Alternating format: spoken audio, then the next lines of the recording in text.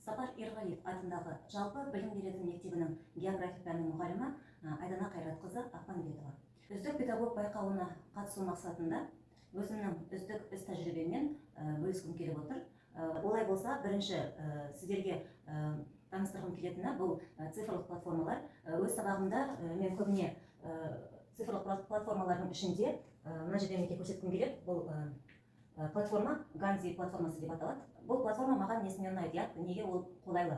Біріншіден, бұл платформа бізге жаңағы сабақ барысындағы әртүрлі жаңағы кезеңдерді тиімді ұйымдастыруға және жалпы сабақта уақытты тиімді пайдалануға үлкен көмектеседі. Осы құрал-жабдықтар тақтасынан біз көптеген қажетті жаңағы элементтерді көре аламыз. Бұның ішінде мысалға көбіне мен сабағымда қолданатын мысалы мынандай құмсағат. Құмсағатты қолданған бұл қалай қолдана аламыз? Яғни, мысалы біз оқушыларға тапсырма берген кезінде айтамыз, мысалы бұл тапсырманы орындауға сіздерге 3 минут уақыт немесе жаңағы 4 минут уақыт береміз дейміз.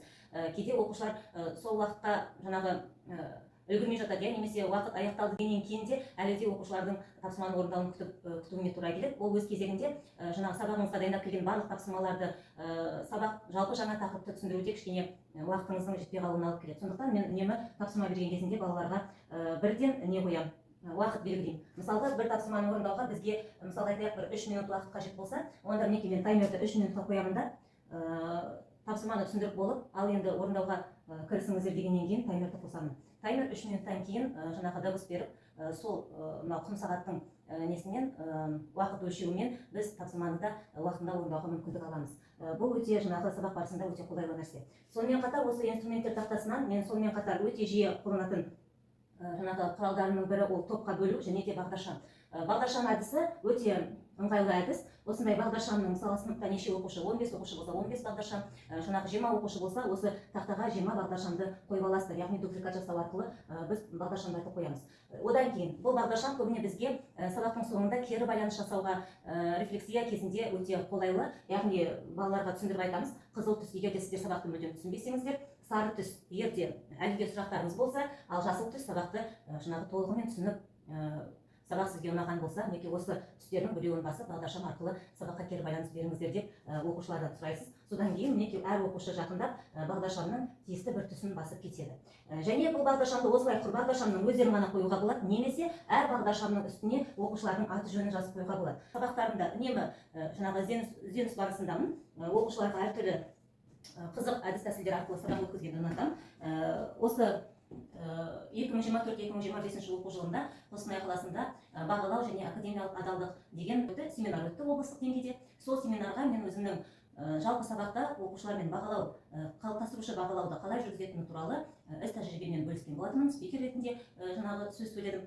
Сол жерде мінекей мен әріптестерге өзімнің бағалау әдістерімді көрсеттім. Бірінші бағалау әдіс бұл зымыранмен бағалау. Мінекей мына жерде білесіздер, бізде қалыптастырушы бағалау 10 баллық жүйе, 10 баллмен бағалаймыз. Яғни әрбір тапсырманы орындаған сайын оқушыларға дескриптор негізінде қанша балл алу мүмкіндігі бар екенін түсіндіріп отырамын. Мысалға бірінші тапсырмаға 2 балл, екінші тапсырманы орындағанда 3 балл деп, сонымен ең соңында барлық тапсырманы орындаған кезде оқушы 10 балл алу мүмкіндігіне ие болады. Неке өздерінің оқушылар осы зымыран әдісі арқылы бағалап 10 балға дейін апарады. Келесі дәл осындай бағалау әдісінің бірі бұл білім класс форматында істелген бағалау әдісі.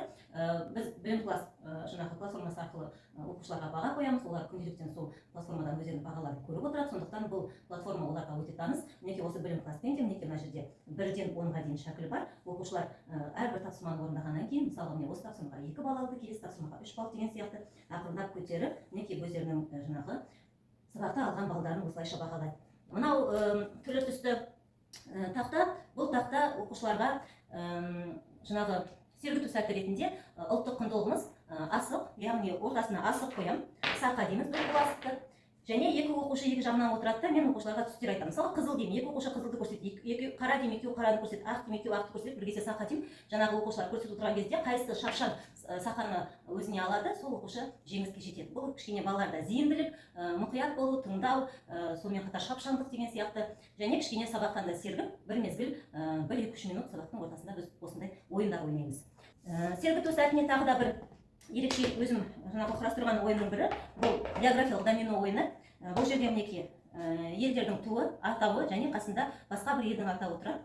Оқушылар мінекей Ливия, мынау доминоның ішінен Ливияның туын алып шығады да, мысалға, соны байланыстырады, қасында тағы бір ту, сонымен оқушылар жаңағы домино ойынын ойнап шығады. Мына жерде барлық дүние бөліктерінің, Азияның, Америка құрлығының, Еуропаның, Африканың, Аустралия мен мұхит аралдарының елдерінің барлығының тулары, атаулары берілген.